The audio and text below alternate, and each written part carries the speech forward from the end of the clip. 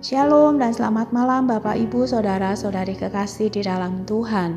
Sebelum kita beristirahat, kembali kita diberi kesempatan untuk mendengarkan firman Tuhan yang saya ambil dari kitab Bilangan, pasalnya yang ke-22 ayat 30 sampai 33. Tetapi keledai itu berkata kepada Bileam, "Bukankah aku ini keledaimu yang kau tunggangi selama hidupmu sampai sekarang? Pernahkah aku berbuat demikian kepadamu?" Jawabnya, "Tidak." Kemudian Tuhan menyingkapkan mata Bileam. Dilihatnyalah malaikat Tuhan dengan pedang terhudus di tangannya berdiri di jalan. Lalu berlututlah ia dan bersujud. Berfirmanlah malaikat Tuhan kepadanya, "Apakah sebabnya engkau memukul keledaimu sampai 3 kali? Lihat, aku keluar sebagai lawanmu, sebab jalan ini pada pemandanganku menuju kepada kebinasaan. Ketika keledai itu melihat aku, telah 3 kali ia menyimpang dari hadapanku.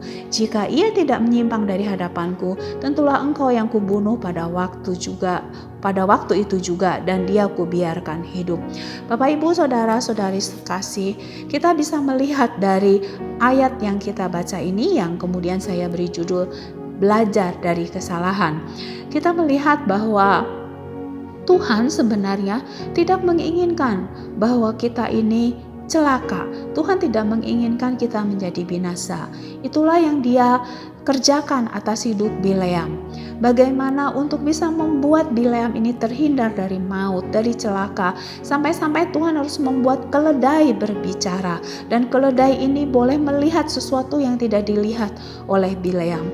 Namun dari perjalanan hidupnya, Bileam ini tidak belajar dari kesalahannya.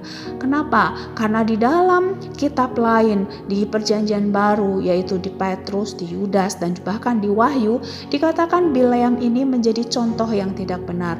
Bahkan pada akhirnya Bileam juga menjadi binasa, dibunuh, karena memang dia membawa orang-orang Israel menjadi sesat dengan cara apa? Menyembah Allah yang lain. Bileam tidak belajar dari kesalahannya, bagaimana ia diperhadapkan dengan malaikat yang memegang pedang terhunus. Bileam tidak belajar dari situ. Bileam tidak belajar dari kegagalannya. Ia terus meneruskan perbuatannya yang salah itu, sehingga membuat banyak orang menjadi tersesat. Bapak Ibu Saudara-saudari kekasih, biarlah pelajaran dari Bileam ini, bahkan pelajaran dari hidup kita, membuat kita menjadi sadar bahwa kita ini perlu untuk tidak mengulang kesalahan-kesalahan kita di masa yang lalu.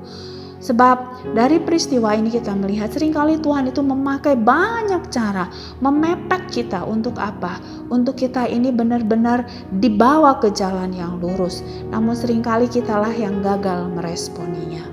Oleh sebab itu Bapak Ibu Saudara sekalian, mari belajar dari kegagalan kita di masa lalu untuk kita tidak mengulanginya, namun kita belajar untuk hidup menjadi lebih baik lagi. Mari kita berdoa. Bapa di dalam surga, kami datang kepada Engkau. Kami mengucap syukur Tuhan untuk anugerah yang Kau berikan. Bagaimana Engkau mengasihi kami. Kau memakai segala cara untuk membuat kami tidak ada di jalan kebinasaan. Oleh sebab itu Tuhan, biarlah kami belajar dari kesalahan-kesalahan kami di masa yang lalu, supaya kami tidak mengulangnya, tapi kami memilih jalan yang benar, yaitu jalan yang menuju kehidupan, supaya kami tidak mengulangi juga kesalahan Bileam Tuhan. Terima kasih ya Bapa. Di dalam dan dalam nama Tuhan Yesus kami beristirahat di dalam anugerah Tuhan. Haleluya. Amin. Selamat malam, Tuhan Yesus memberkati.